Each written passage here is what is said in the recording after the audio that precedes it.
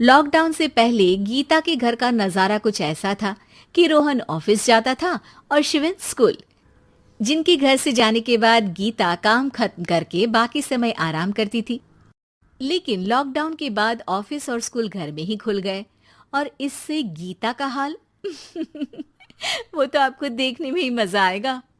शिविन, ओ शिविन, महाराज उठने के लिए क्या 21 तोपों की सलामी लेंगे?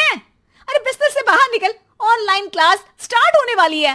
अरे तुम भी हद करती हो, स्पीकर की तरह चिल्लाने की क्या जरूरत है? दिख नहीं रहा मेरी कॉन्फ्रेंस चल रही है। अब कैमरा और स्पीकर ऑन कर रहा हूं, मुझे कोई शोर नहीं चाहिए। इस पर जैसे ही रोहन लैपटॉप का कैमरा और स्पीकर ऑन करता है तभी कुकर की सीटी बजती है। करा लो अब इसे चुप। लॉकडाउन नहीं हुआ, मेरी मौत का फरमान जारी हो गया। दोनों बाप बेटे ने नाक में दम किया हुआ है। ऐसा बोलकर गीता वहां से शिविन के कमरे में पहुंच जाती है, जहां शिविन अभी भी सो रहा होता है। ओ आलसी, अब अगर 5 मिनट में नहीं उठाना तो आज तेरा गेम और यूट्यूब कैंसिल। माँ की बात सुनकर शिविन बिना 1 मिनट गंवाए उठ खड़ा होता है। उठ गया, अभी नहाकर भी आता हूँ। ये नाटक कहीं और, मुंह पर गीला कपड़ा मार और पढ़ने बैठ।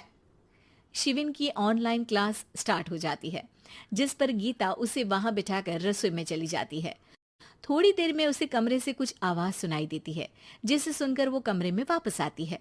हाय राम, तुझे क्लास अटेंड करने के लिए बोला था, कैमरा ऑफ करके बिस्तर पर नाचने के लिए नहीं बोला था। मम्मी मुझे कुछ समझ नहीं आ रहा, आप बाद में पढ़ा देना ना, वैसे भी अटेंडेंस तो लगी गई है। हाँ बेटा, जरूर बन जा, तू अभी से हम सबका बाप बन जा। अरे नहीं मतलब कहाँ से लाते हो इतना दिमाग, और पढ़ाई करते हुए ये चला कहाँ जाता है?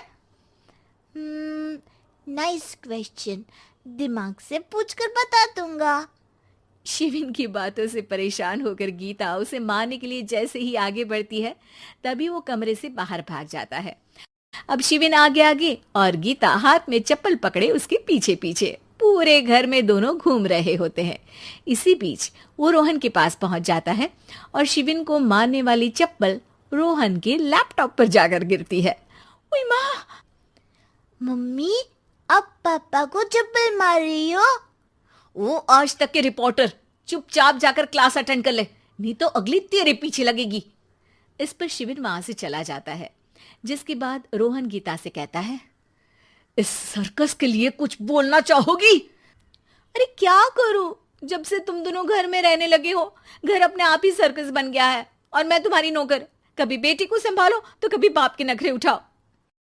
इन्हीं सब उथल पुथल में दिन बीतते रहते हैं, जिसमें हर रोज घर के अंदर कुछ नया सियप्पा खड़ा मिलता है, जो ज्यादातर शिविन और रोहन की ऑनलाइन स्कूल और ऑफिस से रिलेटेड ही होता है।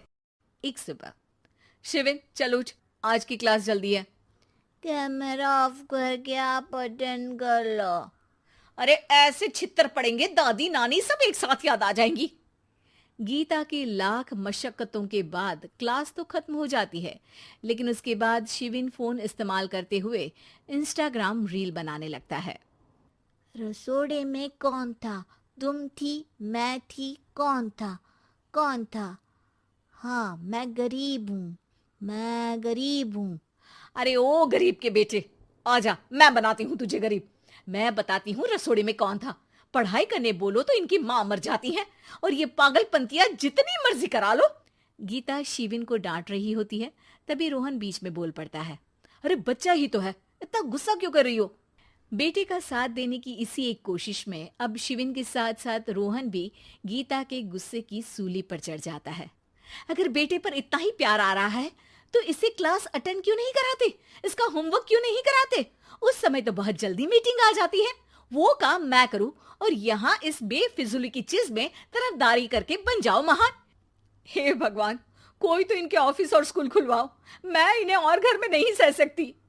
अरे कुछ और मांग लेती, क्योंकि तुम्हारी ये विश इस साल तो पूरी होने से रही, कोरोना। हाय नास बेटे ने जिंदगी ही बर्बाद कर दी। खाए कोई पचाए कोई, कल मुझे चुन चुन कर सबको मेरी बद्दुआ लगेगी। उन्होंने दुनिया का और इन बाप बेटे दोनों ने मेरा जीना मुश्किल कर दिया। गीता वहां से चली जाती है, जिसके बाद रोहन शिविन से कहता है, अरे तुम्हारी मम्मी इतनी भड़की हुई क्यों है?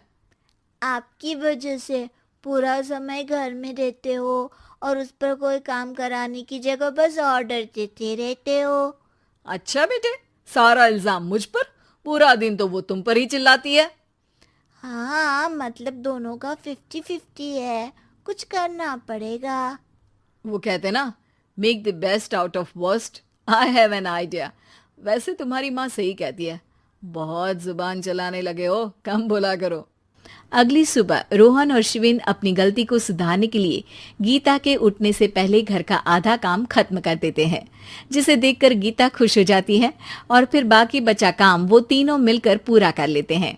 जिसके बाद अब वो सब मिल बांट कर हर काम में एक दूसरे की मदद करते हुए लॉकडाउन का मजा लेने लगते हैं।